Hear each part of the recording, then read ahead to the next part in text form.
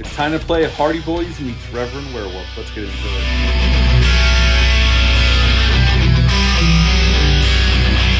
Welcome back to my channel. Hope you're all doing well out there. Today we are going to play Hardy Boys meets Reverend Werewolf. But before we do that, like, comment, subscribe. Join me here. Great, would appreciate that. Today we're going to talk about 1985's Silver Bullet. We're going to do a few werewolf movies in a row here.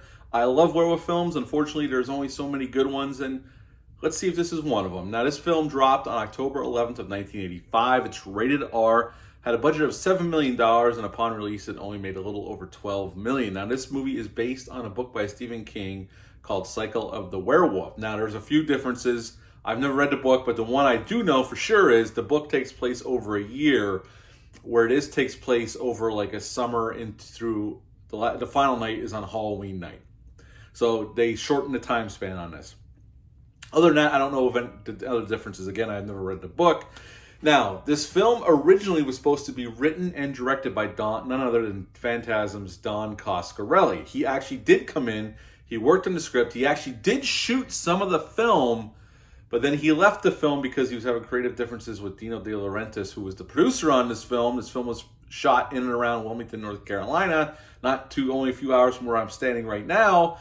And after Don Coscarelli left, they brought in Daniel Attias to direct this film. Now, this is his only real feature film. After this, he went on and directed a lot of TV work, but they brought him in to replace Don Coscarelli. Now, like I said, Don Coscarelli did start shooting non-werewolf scenes. I don't know which scenes he actually shot that are still in the movie. I don't know how much of what he shot percentage-wise is in the movie, but Don Coscarelli did work on this film for a time.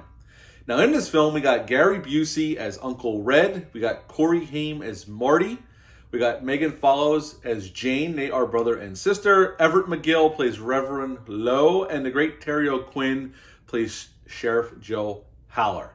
Now, what's funny about this is Gary Busey would go on kind of 6 Degrees of Separation kind of way. Gary Busey would go on to play a bad guy in Steven Seagal's first Under Siege movie. And Everett Mcgill would go on to play the bad guy in Under Siege 2. I thought that was pretty funny, but it's true. And this film opens up with manager Lou from Major League working on the train tracks, and his head gets knocked off by a furry claw that comes out of nowhere and howls. And that's how we start Silver Bullet. We're introduced to Marty and his sister at this little town get-together in town square. Marty is in a wheelchair. He has no use of his legs.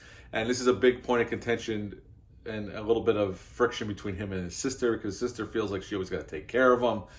And pretty soon we're introduced to this woman who is pregnant, but the guy who got her pregnant wants nothing to do with her, and she's threatening suicide. The werewolf climbs up the lattice into her, smashes through the window, kills her in her bedroom, and leaves. And now the town is entrenched in this: who is killing people? What is doing this?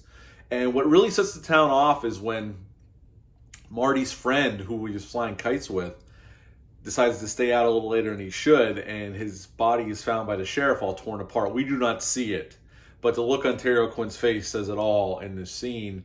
And his father comes and runs past the sheriff to see his little boy all torn apart up on this little gazebo area.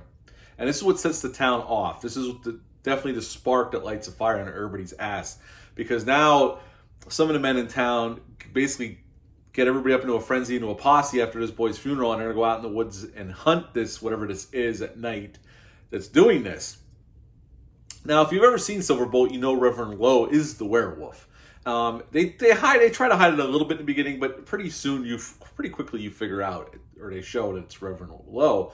What I like about this scene is when the men and women are going off to hunt this, whoever is doing the killing, they're leaving this bar that everybody kind of in town gathers at, and he's trying to stop them from going out. And what I like about that is he knows he's going to end up killing some of these folks that come to his church, that are some of his flock.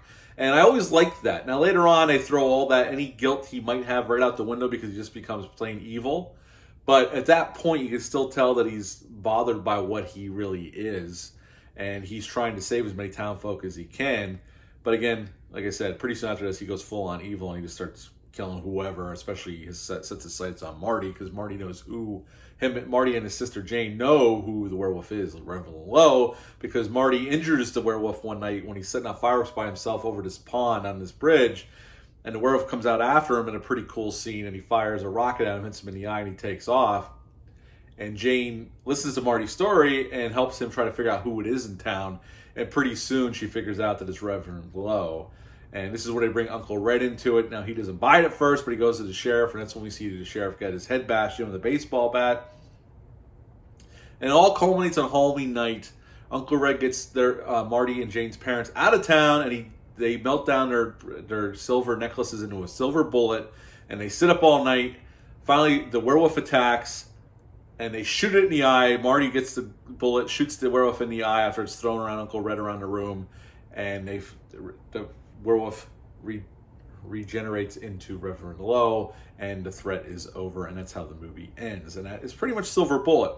When I was growing up, this was a staple on TV. They used to play this all the time, especially around Halloween. That's how I first saw it the first several times. I didn't rent it till later on to see the actual R-rated cut. Because I always miss, I mean, this movie isn't overly gory, but there are moments of blood being tossed about and heads bashed in with baseball bats. So some of the gore stuff I didn't get to see, but even on the TV edit, from what I remember, this is years ago, it was pretty effective and left an impression on me. I've always liked this film as a werewolf film. I do have some problems with it. It's not a perfect film, but the positives are the cast. I think Gary Busey and Corey Haim have really good chemistry as uncle and nephew. Gary Busey actually ad-libbed a lot of his lines, and the director and Stephen King liked it so much they left his lines in more so than the scripted lines. I believe their chemistry. I believe Corey Haim's chemistry and Megan Follows, his brother and sister, they actually are really good together.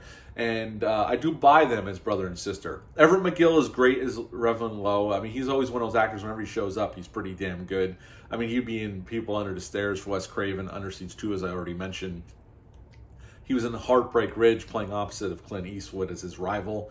So I've always enjoyed his performances, and obviously Terry O'Quinn. This is before he went off to do The Stepfather in '87, so this is his first horror film.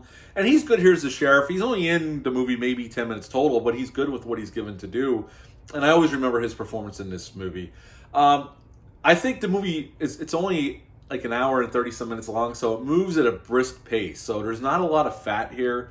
It does set up the town, and, this small little town where people, know everybody and this and that. So they do set that up. They do give it enough time, and they set up the girl that Marty likes and the redneck dad, who's kind of a scumbag.